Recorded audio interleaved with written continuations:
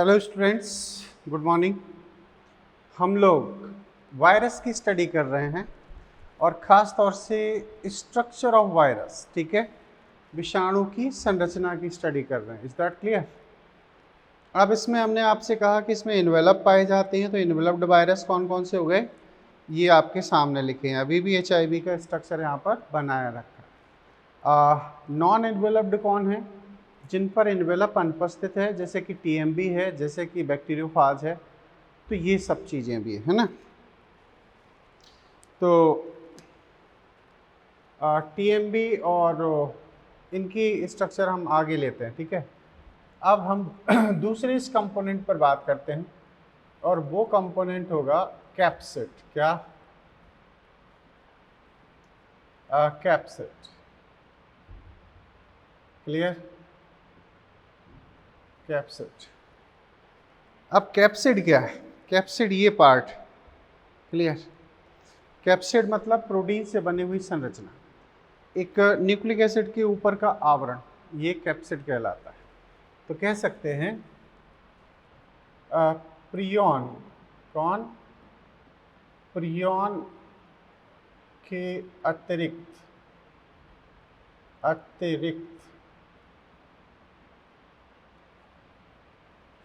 सभी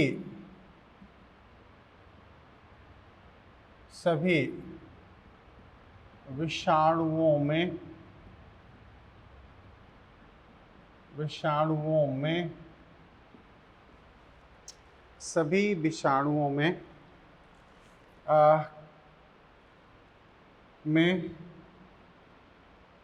कैप्सिड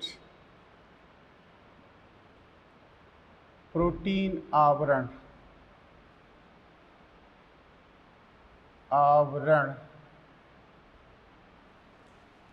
पाया जाता है, ठीक है। इसकी इकाई या कैप्सिड की इकाई कैप्सोमियर कहलाती है। कैप्सोमियर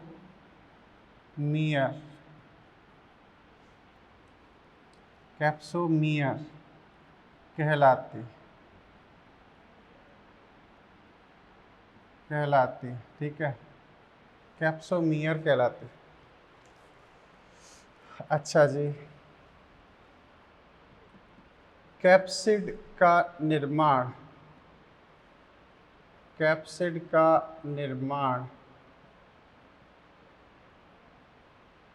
होस्ट कोशिका में, होस्ट सेल में विषाणु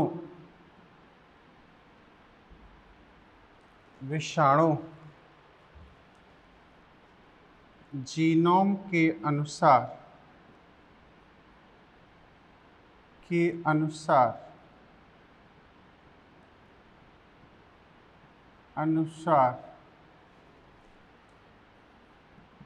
संपन्न होता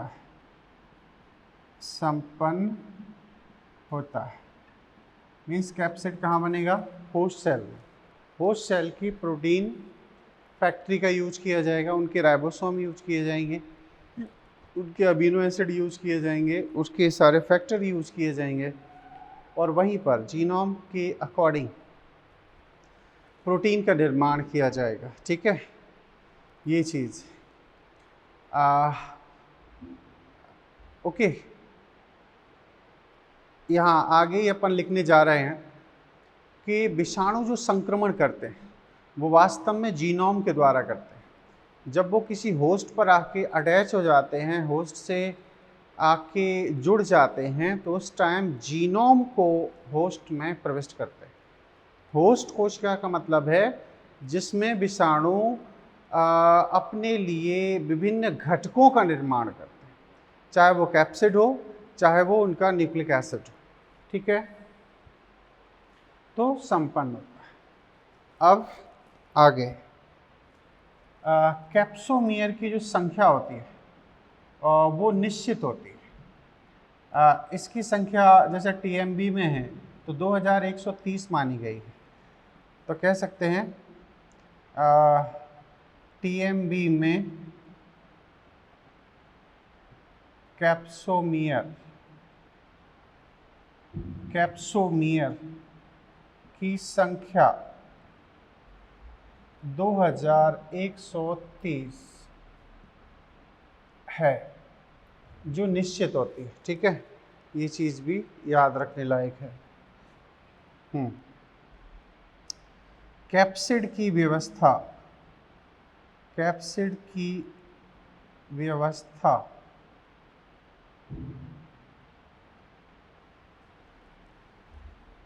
नॉन एनवेलप्ड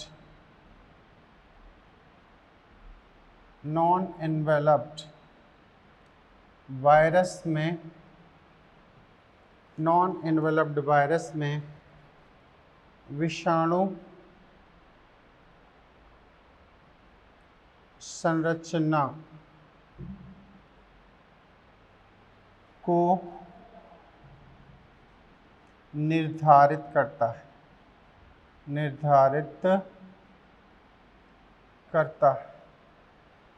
क्लियर? ऐसे इन्वेलप्ड है तो फिर बाहर इन्वेलप की बात मानी जाएगी या इन्वेलप के फॉर्म में होगा। तो ये कैप्सिड की बात होगी। अब कैप्सिड की आकृति अलग अलग हो सकती है। ये इलोंगेटेड हो सकता है, ये राउंडेड हो सकता है, स्पेरिकल हो सकता है, पॉलीगोनल फॉर्म में हो सकती है कैप्सिड की व्यवस्था। ठीक है, ऐसे ये चीज़ होगी। अब हम बात करेंगे विषाणु की संरचना में जो थर्ड एस्पेक्ट है, जो काफ़ी खास है, और वो है जीनोम। ठीक है, तो हम थर्ड एस्पेक्ट पर बात करेंगे जिसका नाम है जीनोम। आखिर विषाणु में जीनोम किस तरीके के होते हैं? क्लियर? ये भी बहुत इम्पोर्टेंट है मेरी नज़र में, विषाणु के जीनोम, है ना।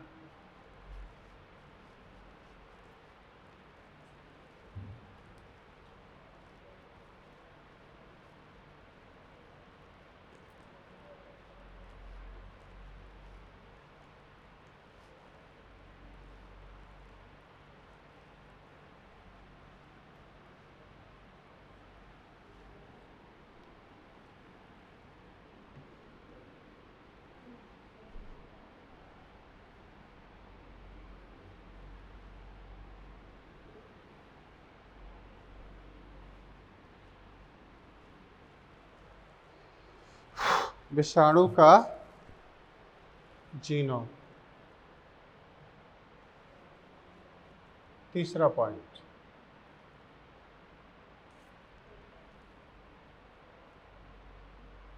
विषाणु जीनोम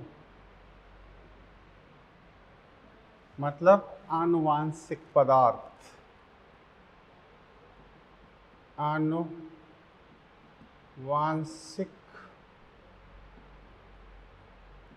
पदार्थ,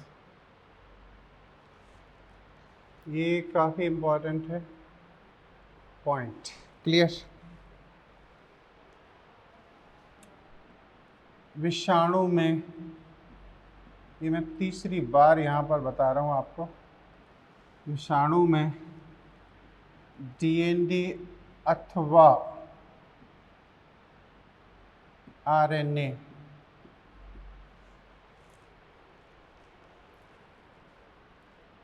आनुवांशिक पदार्थ के रूप में होता है। आनुवांशिक पदार्थ हैं अथवा, ठीक है, और आनुवांशिक पदार्थ ही संक्रमण करता है, याद रखना। अच्छा, यहाँ पर हम लिख सकते हैं पादप विषाणु, ठीक है, ये NCERT की लाइन। विषाणु में सिंगल स्टैंडर्ड, क्या single stranded SS RNA, single stranded RNA होते हैं जबकि जंतु विषाणु में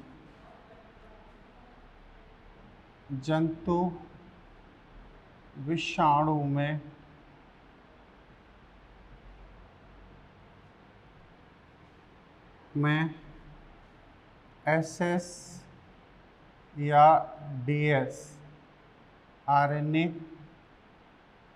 SS सिंगल स्ट्रैंडेड RNA या डबल स्ट्रैंडेड RNA, ऐसे याद रखना, एवं सिंगल स्ट्रैंडेड DNA या फिर dsDNA हो सकते हैं। मतलब मेरा कहने का मतलब ये है, एनसीईआरटी कहती है लाइनों में कि प्लांट के जो वायरस होंगे वो सिंगल स्ट्रैंडेड आरएनए के फॉर्म में होंगे, जबकि वायरस जो जंतुओं को इन्फेक्शन करेंगे वो सिंगल स्ट्रैंडेड आरएनए हो सकते हैं, डबल स्ट्रैंडेड आरएनए हो सकते हैं, या सिंगल स्ट्रैंडेड डीएनए या डबल स्ट्रैंडेड डीएनए हो सकते हैं। Is that clear? अब बात आगे क्या आती है, ये बात होगी। अब अगला पॉइंट बड़ा खास है, विषाणु का जीनोम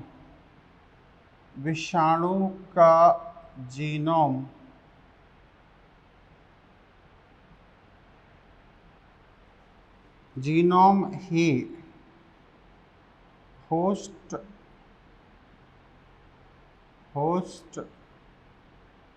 परपोषी सेल में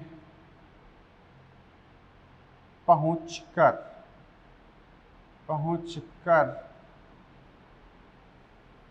होस्ट सेल में पहुंचकर संक्रमण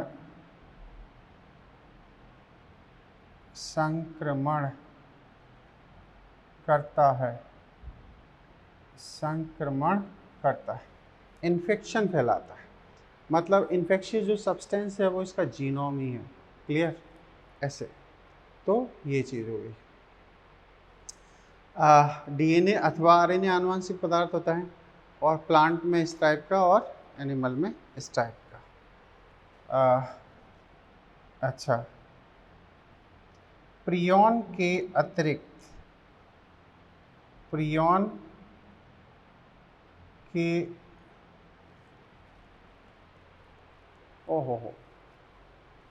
नहीं, प्रियॉन में तो होता है, यहाँ वायरॉइड लिखना, वायरॉइड, क्योंकि वायरॉइड में कैप्सिड नहीं होता, यहाँ सही है। प्रियॉन में सिर्फ प्रोटीन होती है, न्यूक्लिक एसिड नहीं होता। प्रियॉन के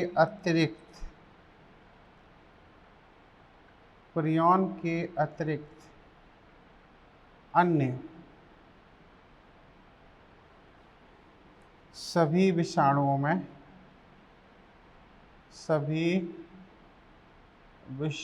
में जीनोम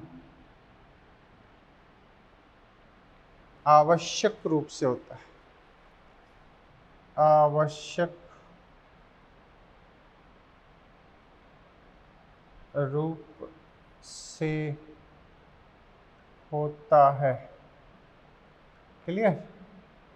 आवश्यक रूप से होता है। अब किस विषाणु में कौन सा आनुवंशिक पदार्थ होता है, इसका एक टेबल बनाते हैं, है ना। काफ़ी इम्पोर्टेंट है ये टेबल, और संभवतः क्वेश्चन पूछे जा सकते हैं। जैसे कोरोना में कौन सा जीनोम है, ये इस साल का पीएमटी का क्वेश्चन बन सकता है ना।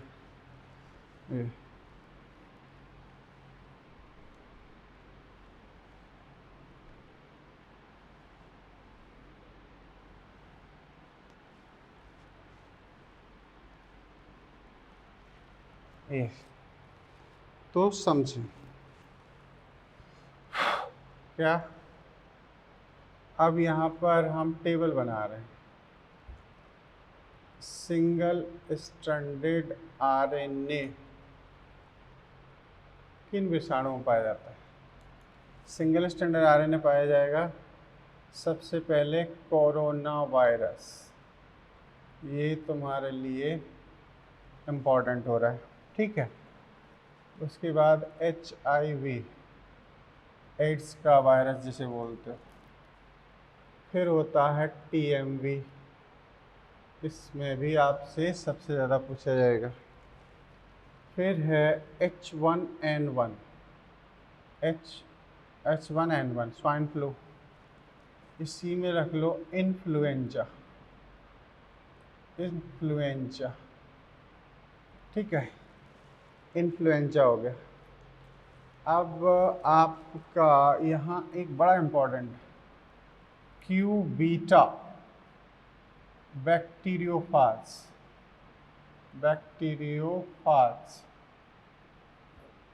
ये क्यू बीटा बैक्टीरियोफाज, इसे मैं बहुत इम्पोर्टेंट मानता हूँ। क्यों? क्योंकि ये 12th की NCERT में दिया है ना, तो वहाँ पर इसकी प्रेजेंस है, क्यू बीटा बैक्टीरियोफाज। एक होता है निपाह वायरस, कौन? निपाह वायरस, ये भी साउथ इंडिया में खूब अच्छा खासा कहर मचा चुका है, ठीक है, निपाह वायरस। और एक था चाइना से ही आया था, वो था सार्स वायरस, है ना, तो उसमें भी यही था। अब है जैसे पोलियो में सिंगल स्ट्रैंडेड है। और एक होता है रेबीज़ वायरस, जिसे हम रेब्डो वायरस कहते हैं, है ना, तो उसमें भी आपका ये सिंगल स्ट्रैंडेड RNA ही आनुवांशिक पदार्थ के रूप में पाया जाता है। आपको ये चीज़ें याद रखना है, क्योंकि ये संभवतः डायरेक्टली क्वेश्चन के फॉर्म में आपसे पूछी जाएंगी। अब आता है DS RNA, double stranded RNA कहाँ पाए जाएंगे? तो डबल स्ट्रैंडेड RNA पाए जाते हैं रियो वायरस में। कहाँ? रियो वायरस, इसे याद रखना, डबल स्ट्रैंडेड RNA होता है इसमें। अब एक है आपका सिंगल स्ट्रैंडेड DNA, किस वायरस में पाया जाता है? तो इसके लिए याद रखना, 12th में एक्सप्लेनेशन है, 5x174 कॉलीफेज। कौन? कॉलीफेज, ये वायरस, ठीक है, कॉलीफेज। इसके बाद में आपका वो भी आता है, कौन? FD वायरस हैं, M13 वायरस, है ना, तो ये भी कभी कभी जैसे वेक्टर के फॉर्म में इनका यूज होता है। M13 याद रखना, M13 नॉर्मली नहीं आएगा, ये सबसे इम्पोर्टेंट, ये 12th की NCERT में दिया है, ठीक है। अब आते हैं डबल स्ट्रैंडेड DNA। कौन? डबल स्ट्रैंडेड DNA, ये किस में है? तो डबल स्ट्रैंडेड DNA ज़्यादातर पाया जाता है अपना कहाँ पर? ये पाया जाएगा बैक्टीरियोफेज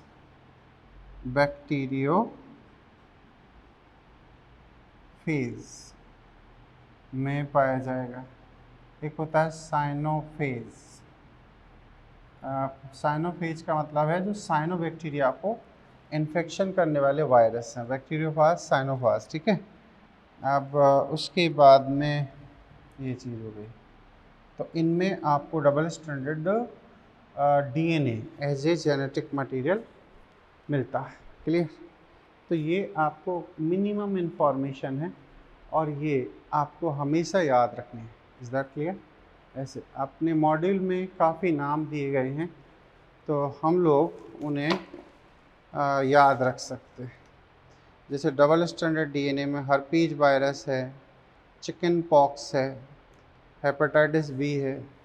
चलो हर्पीज वायरस, चिकन पॉक्स और लिख देते हैं, है ना। हर्पीज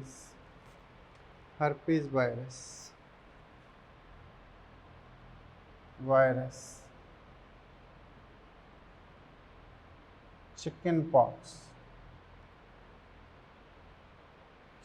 पॉक्स, है ना। तो चिकन पॉक्स भी आता है डबल स्टैंडर्ड आरएनए के फॉर्म में।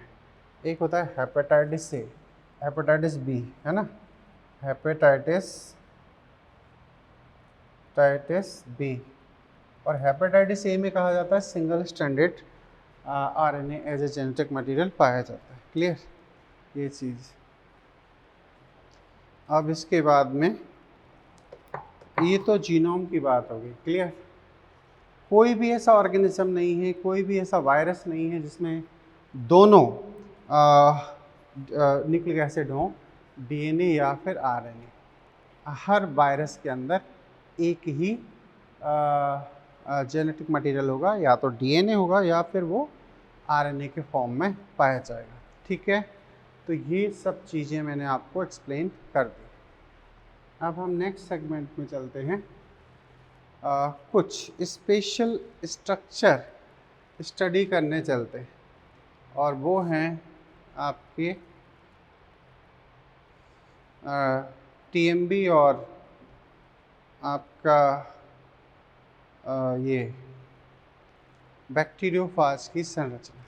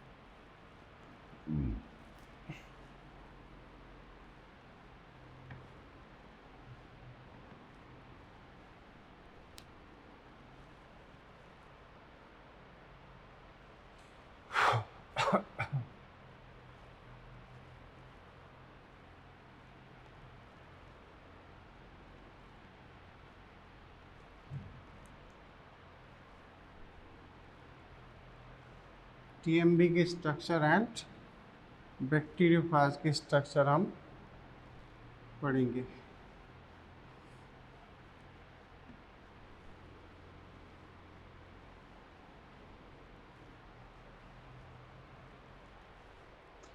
क्लियर। तो टीएमबी विषाणु की संरचना यहीं पर लिख देते हैं। टीएमबी,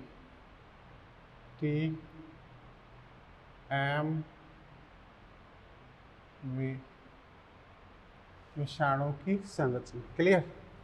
अब ये क्या हुआ है, हुआ ये है कि एक लीफ है। ओके, ये कौन है, ये तंबाकू की पत्ती, लीफ ऑफ टोबैको, तंबाकू की पत्ती, इस पर टीएमबी इन्फेक्शन करता है। क्लियर। जैसे मान के चलो कि कुछ इस तरीके से इसमें यहाँ पर ये इन्फेक्शन हो रहा है ना। तो ये है अपना टीएमबी। ठीक है।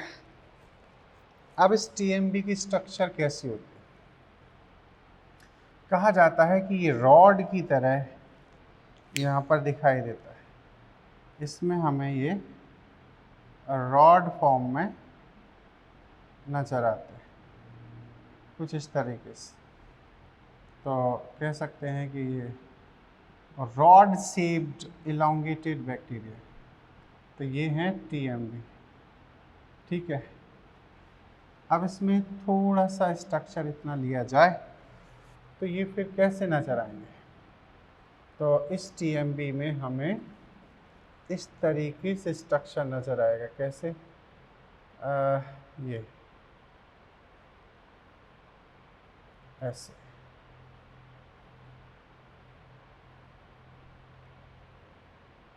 कुछ ऐसे।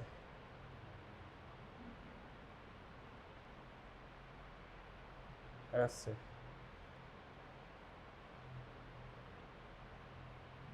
ये इलोंगेटेड शेप नज़र आएगी। अब यहाँ देखा जाए तो ये जो स्ट्रक्चर आप देख रहे हो ये कहलाता है जीनोम। क्लियर? तो ये है जीनोम। कौन है ये?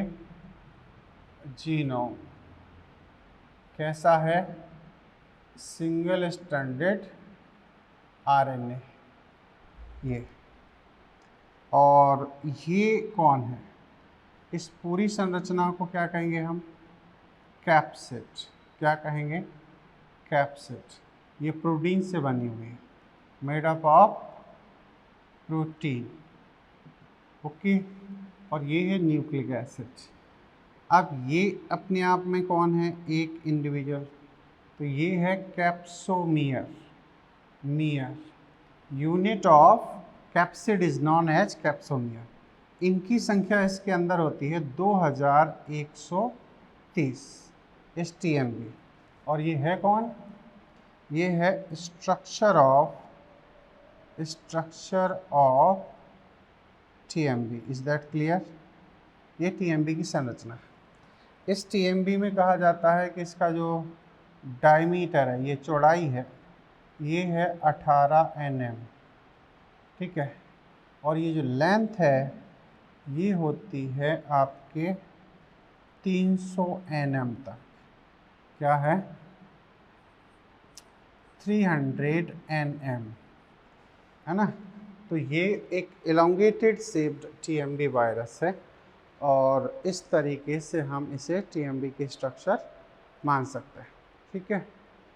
तो ये चीज़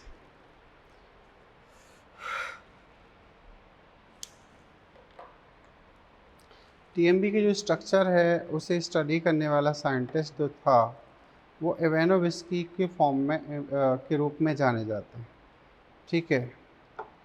तो ये चीज़ें हैं और यही बात है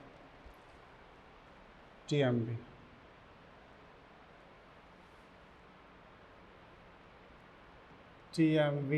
एक इलोंगेटेड लंबा छड़नुमा विषाणु है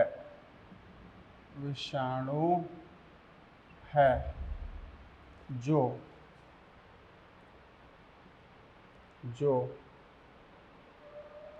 तंबाकू किस कुल में आता है? सोलेनेसी। ये पूछ लेगी कि तंबाकू किस में आता है ना? या आपसे सोलेनेसी फैमिली के बेसिस पर भी क्वेश्चन बनाया जा सकता है। यहाँ पर तंबाकू जो तंबाकू के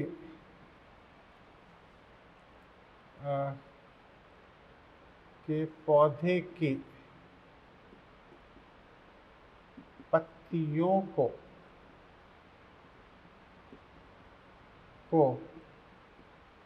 संक्रमित करता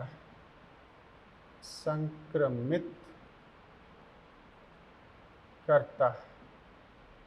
ठीक है। ये इसमें RNA है जो जेनेटिक मटेरियल है। कैप्सिड है।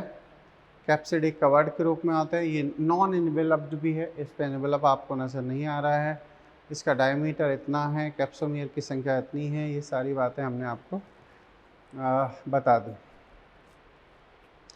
यहाँ एक और स्ट्रक्चर है जो पूछा तो नहीं गया है लेकिन काम आ सकता है। इसमें एक टर्म और आता है।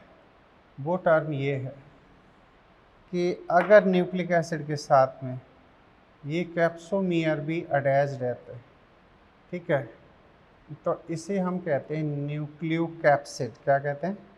न्यूक्लियोकैप्सिड। न्यूक्लियोकैप्सिड नाम दिया जाता है। Is that clear? ऐसे क्योंकि इसमें न्यूक्लिक एसिड भी है और ये कैप्सोमियर भी आपको नज़र आ रहे हैं। तो this is capsomere and this is nucleic acid. कौन है? SSRNA, सिंगल स्टैंडर्ड RNA के फॉर्म में यहाँ प्रेजेंस रहेगा।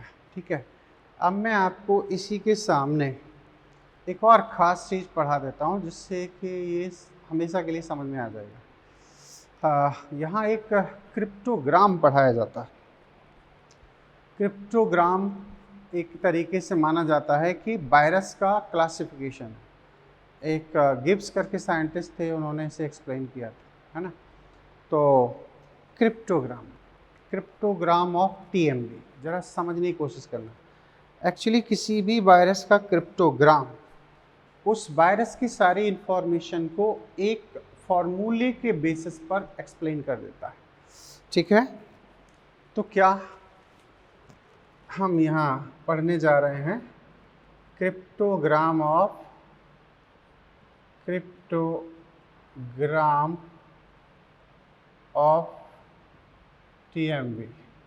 TMB का क्रिप्टोग्राम। अब ये है क्या? तो इसके लिए कहा जाता है R/1,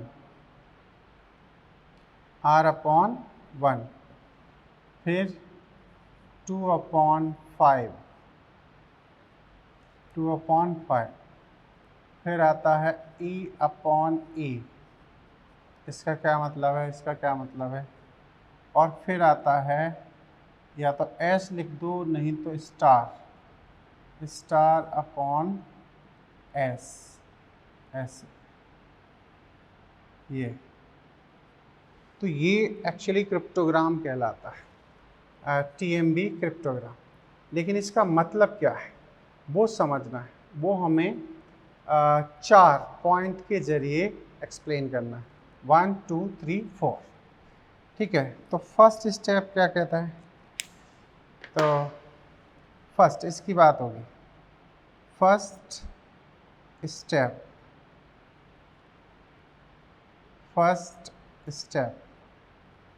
ठीक है, ये फर्स्ट स्टेप क्या बता रहा है? ऊपर क्या है? टाइप ऑफ जीनोम, ठीक है। अपॉन क्या है? Number of strands in nucleic acid. किसमें? Nucleic acid. अच्छा, अब जीनोम कौन सा है? अगर RNA है तो आपको लिखना है R, और अगर वो DNA है तो आपको लिखना है D। ऐसे क्लियर? किसी भी वायरस के लिए इसी तरीके से बातें यूज होंगी। तो आपका यहाँ क्या आ गया? इसमें क्या है? R है, RNA, और स्ट्रैंड कितने हैं? 1। तो ये फर्स्ट स्टेप कैसे कवर अप हो जाता है? R/1, ठीक है। ये सिंगल स्ट्रैंडेड हो गया, RNA as a genetic material हो गया। R का मतलब हो गया RNA, और इसका मतलब हो गया सिंगल स्ट्रैंडेड। बोलो, बात क्लियर? सिंगल स्ट्रैंड, ये पहला स्टेप अपन ने समझ लिया।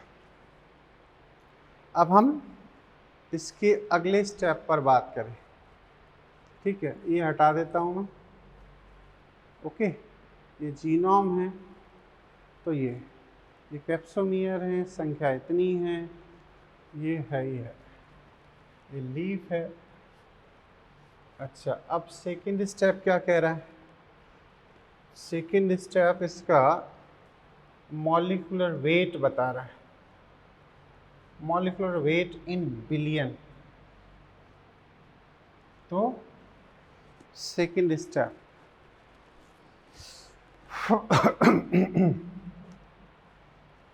तो यहाँ है अब सेकंड स्टेप। ठीक है, सेकंड स्टेप ये क्या कह रहा है?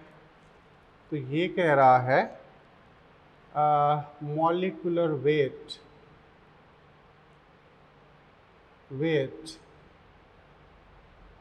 इन बिलियंस, ठीक है। तो अच्छा, बटे क्या है, अपॉन परसेंटेज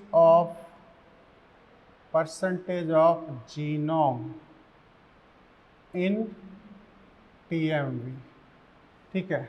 एक टीएमवी में या एक वायरस में जीनोम का परसेंटेज कितना है, तो कहा जाता है मॉलिक्यूलर वेट तो इनका है 2 बिलियन और परसेंटेज है लगभग 5% में, टीएमवी के 5% में ये इसका आरएनए पाया जाता है, ठीक है।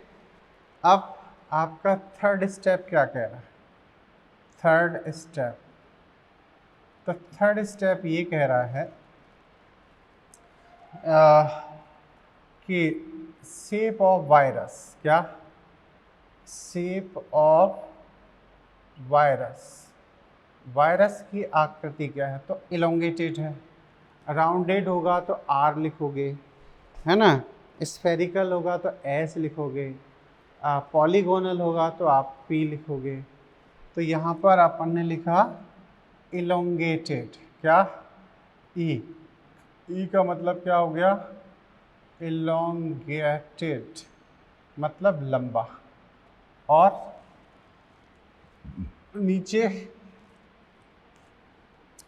तो यहाँ पर भी देखें शेप ऑफ जीनोम, आपके जीनोम जो इसमें पाया जा रहा है उसकी शेप क्या है, तो वो भी ई शेप है, एलोंगेटेड है। तो जब वायरस एलोंगेटेड है तो ओबियसली उसका जीनोम भी इन साइड में एलोंगेटेड फॉर्म में ही होगा। अब यहाँ जो फोर्थ स्टेप है वो क्या शो कर रहा है, फोर्थ स्टेप एक्चुअली बता रहा है कि टाइप ऑफ होस्ट, क्या, टाइप ऑफ ट्रांसमिशन का मतलब संचरण का प्रकार। तो कहा जाता है टीएमवी के अनेकों तरीके से संचरण होते हैं, क्योंकि वायरस में एक खास बात और होती है, क्योंकि वायरस खुद कभी किसी को इन्फेक्शन नहीं करता, वो माध्यम की रिक्वायरमेंट होती है, मीडियम की रिक्वायरमेंट होती है।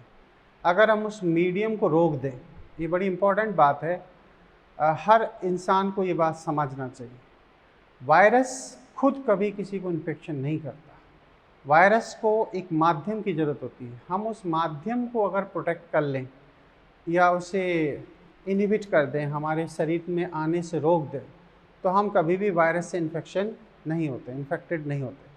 जैसे आपने सुना होगा कि HIV जो वायरस है वो तभी इन्फेक्शन फैलाता है जब ब्लड का कांटेक्ट होता है। किसी भी इन्फेक्टेड प्राणी का या इंसान का जो ब्लड है वो एक हेल्दी इंसान के कांटेक्ट में आएगा तो HIV होगा। तभी आप देखो कई प्रिकॉशंस इससे रिलेटेड लिए गए हैं, 12th में आपको पूरी डिटेल पढ़नी है। जैसे हॉस्पिटल में आजकल जो नीडल्स होती हैं वो यूज एंड थ्रो होती हैं, वन टाइम डिस्पोजेबल होती है, इमीडिएटली उनको ब्रेक कर दिया जाता है ना। आप देखें कि जो बार्बर्स होते हैं, नाई होते हैं, वो भी आजकल एक फ्रेश ब्लेड ही यूज करते हैं। तो ये कई ऐसे प्रिकॉशंस हैं जिसके बेसिस पर ब्लड कांटेक्ट को रोक कर आप HIV इन्फेक्शन को रोक सकते हो, ठीक है। अब जैसे हम कोरोना की ही बात करें, चूँकि वायरस है तो हमारा ही काम बनता है कि हम वायरस की इंफॉर्मेशन आप तक पहुँचें। अब ये जो इन्फेक्शन हो रहा है ये एयर ड्रॉपलेट्स हो रहा है, मतलब जो इंसान होता है उसके लंग्स में इसका इन्फेक्शन होता है। अब लंग्स में से ब्रीदिंग के जरिए हवा बाहर आती है और उस ब्रीदिंग की प्रोसेस से जो इजेक्ट हो रही है एयर वो इन्फेक्टेड होती है। उसमें छोटे छोटे हमारे ड्रॉपलेट्स आते हैं लंग्स से, माउथ से, और उन ड्रॉपलेट्स में वो वायरस होता है। अब कि कोई हाईली इन्फेक्टेड इंसान के कांटेक्ट में जब अपन आते हैं, देखो नॉर्मल कोई इंसान इन्फेक्टेड है तो ऐसे कई केस देखे गए हैं कि ऐसी परिस्थितियों में सामने वाले तक या कोई जो साथ में रह रहा है उस तक इन्फेक्शन नहीं जाता है, ऐसा देखा गया, जबकि वो थोड़ी बहुत सावधानी बरतता है। लेकिन जो हाईली इन्फेक्टेड इंसान है उस तक अगर उसकी अगर ड्रॉपलेट आपके कांटेक्ट में आते हैं तो इमीडिएट इन्फेक्शन के चांसेस हैं। क्यों? क्योंकि हर ड्रॉपलेट में उस वायरस की संख्या ज़्यादा होगी। तो अगर हम मास्क लगा के या दूसरे तरीके से कपड़े का मास्क बना के ड्रॉपलेट्स को रोक देते हैं तो अल्टीमेटली फिर वायरस का इन्फेक्शन हमें हमारे तक नहीं पहुंचता है। तो यही चीज़ यहाँ कहा गया, टाइप ऑफ ट्रांसमिशन, है ना। हर वायरस का एक स्पेसिफिक ट्रांसमिशन होता है। जैसे रेबीज वायरस है, जब तक बिल्ली, बंदर या फिर डॉग, कुत्ता अगर काटता नहीं है इंसान को तो रेबीज नहीं होगा, क्योंकि उसके सलाइवा में इस वायरस की प्रेजेंस होती है। तो ये चीज़ है। तो टाइप ऑफ ट्रांसमिशन यहाँ स्टार इसलिए बनाया गया है क्योंकि टीएमबी का जो इन्फेक्शन होता है वो कई माध्यमों से होती है। वो जल से होता है, वो टूल से हो सकता है, जो तंबाकू के खेतों में टूल्स यूज होते हैं उससे भी हो सकता है ना। इंसान के द्वारा यूज किए ऑब्जेक्ट के जरिए होता है। तो इस तरीके से इसको स्टार बना। एस क्यों है? क्योंकि तंबाकू एक सोलेनेसी यानी कि एंजियोस्पर्म का प्लांट है, तो सीड बियरिंग प्लांट है, इसमें बीज बनते हैं, एंजियोस्पर्म है, हायर प्लांट है, इसलिए एस शब्द लिखा गया। तो हम कह सकते हैं type of host. Type of host, host इसका क्या है? तो यहाँ हो गया ये वाटर हो गया, टूल्स हो गए, वाटर है या फिर टूल्स हैं, ठीक है। इसलिए क्या आ गया? स्टार, ठीक है। तो इसीलिए हमने स्टार यूज किया। अब नीचे क्या है? एस का मतलब क्या है? सीड, बीज युक्त पौधा, ऐसे लिख दो, बीज, सीड युक्त पादप। अब इसमें बीज पाए जाते हैं। अब बीज पाए जाते हैं तो आपको एस लिखना होगा, सीड बियरिंग प्लांट्स। और स्टार बनाया है तो टाइप ऑफ ट्रांसमिशन। ये सिर्फ टीएमबी के लिए नहीं है, ये हर एक वायरस के लिए होता है। तो आप समझ लो कि इस क्रिप्टोग्राम ने हमें टीएमबी की बहुत सारी इंफॉर्मेशन एक साथ प्रोवाइड की है। इसमें जीनोम कौन सा है? तो वो आरएनए है। इसमें स्ट्रैंड कितने हैं? तो 1 है। इसका मॉलिक्यूलर वेट कितना है? तो वो है। क्योंकि ये अगर नहीं बताओगे तो फिर आप कई पॉइंट्स को आसानी समझ में नहीं आएगा। जैसे याद करो, लिविंग के कैरेक्टर में अपन लोगों ने लिखा था कि हर एक वायरस का आकार, आकृति और मॉलिक्यूलर वेट निश्चित होता है, फिक्स होता है, ठीक है। तो उसकी रेस्पेक्ट में भी ये हमारे काम आ जाएगा। अच्छा, percentage of genome in TMB, तो 5% होता है। वायरस का शेप कैसा है? एलोंगेटेड। शेप ऑफ जीनोम कैसा है? एलोंगेटेड। टाइप ऑफ ट्रांसमिशन कैसा है? वाटर या टूल्स। टाइप ऑफ होस्ट क्या है? Seed bearing plant, seeded plant. Is that clear? ऐसे तो ये सब चीज़ें हैं और इस तरीके से ये टीएमबी की कहानी आप तक पहुंचाई जाती है। उम्मीद करते हैं कि आपको ये समझ में आ रही है। अब हम संरचना लेने जा रहे हैं एक और, वो है बैक्टीरियोफाज, जीवाणुभोजी की संरचना, ठीक है। Structure of bacteriophage.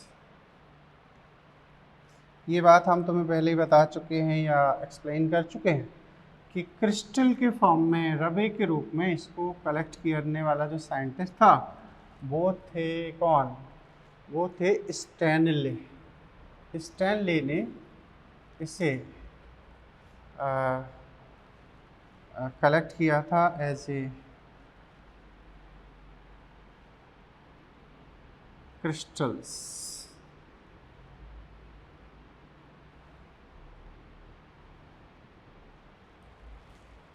Is that clear? है ना।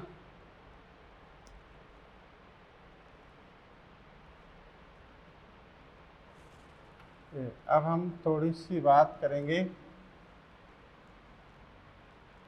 उस पर।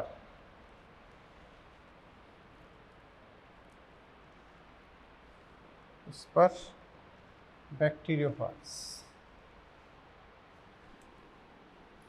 जीवाणु भोजी की संरचना।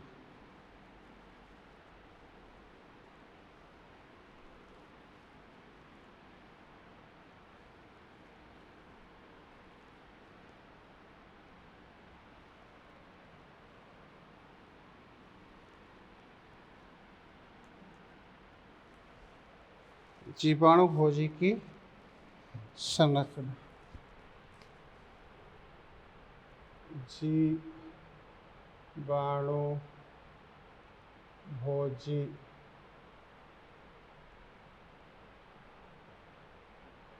विषाणु की संरचना। ठीक है, इसको भी एनसीईआरटी ने एक्सप्लेन किया, तो आप लोग अच्छे से इसको समझना। ये देखो, ये कुछ ऐसे बेंजीन शेप में इसका हेड है, और ये आपके आगे चल के बहुत काम आएगा। यहाँ इस तरीके से इसका नेक है, गर्दन है, और ये इसकी टेल फाइबर ऐसे।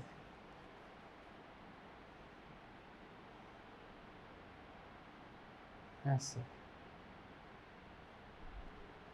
This one. अब यहाँ अपन देखें तो इसमें कुछ इस तरीके से कॉलर पाया जाता है।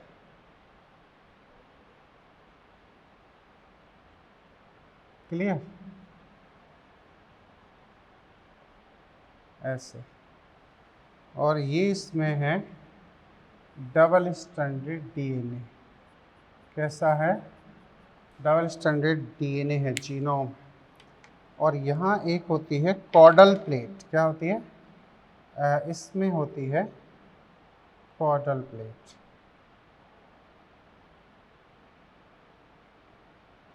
ये this is chordal plate. Clear?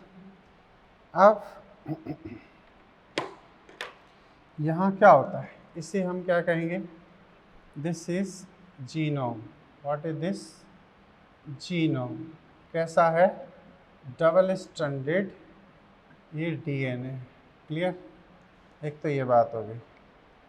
Okay, अब ये कौन है?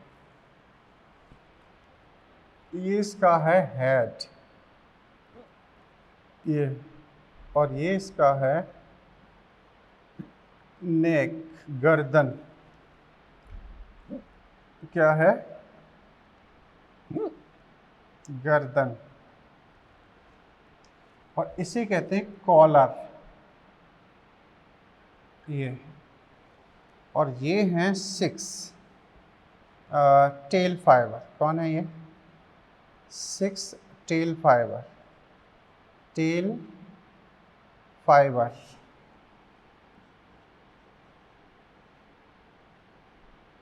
ये कितने हैं संख्या में? 6। क्लियर? और ये प्रोटीन से बने, इसे कहते हैं कॉर्डल प्लेट। Chordal plate. और इसी कॉर्डल प्लेट से ये किसी होस्ट से जाके अटैच होता है और फिर अपने जीनोम को इसमें ट्रांसफ़र कर देता है। ठीक है, जैसे मान के चलो कि ये बैक्टीरिया है। कौन है ये? Bacteria. This is bacterial DNA. ठीक है, दिस इज प्लाज्मिड।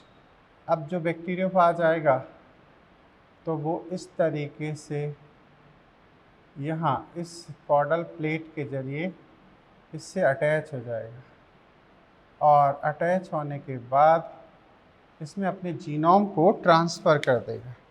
तो इससे आप ये भी समझ लो कि यहाँ पर जो स्ट्रक्चर ट्रांसफ़र होता है वो एक्चुअली इसका यहाँ डीएनए होता है।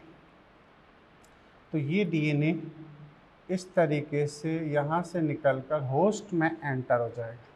तो संक्रामक जीनोम, यानी कि इन्फेक्शियस जो एजेंट होता है वो इसका जीनोम है। क्या है ये? इसे अपन क्या नाम दें? जीनोम। ये कौन है? जीनोम। और ये कौन है? This is virus. कौन? दिस इज़ वायरस, ठीक है, बैक्टीरियोफाज। और ये कौन है? ये है होस्ट सेल। कौन है? Host cell. इसी को हम क्या कहेंगे? बैक्टीरिया। चूँकि ये बैक्टीरियोफाज का मतलब होता है बैक्टीरिया का मतलब, बैक्टीरिया का मतलब बैक्टीरिया, फाज का मतलब होता है टू ईटिंग, मतलब भोजी। जीवाणु का भोजन करने वाला जो वायरस है वो जीवाणु भोजी है। क्लियर? ऐसे तो बैक्टीरियोफाज का हम नाम समझे तो क्या है? बैक्टीरियोफाज, ठीक है। बैक्टीरियो का मतलब क्या हो गया? बैक्टीरियो का मतलब बैक्टीरिया, ठीक है। और फाज का मतलब क्या हो गया?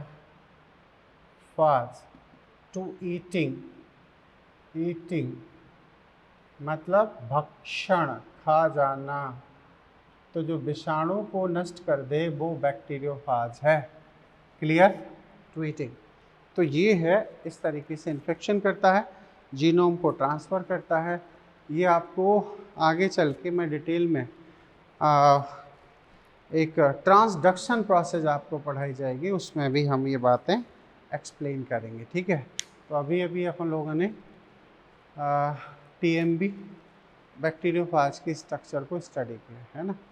ये T2, T3, T4, T5 ऐसे इनके डिफरेंट स्ट्रेन्स भी पाए जाते हैं, और डिफरेंट स्ट्रेन्स फिर इस तरीके से प्रेजेंस होते हैं। क्लियर? ये चीज़ ओके। Okay, thank you.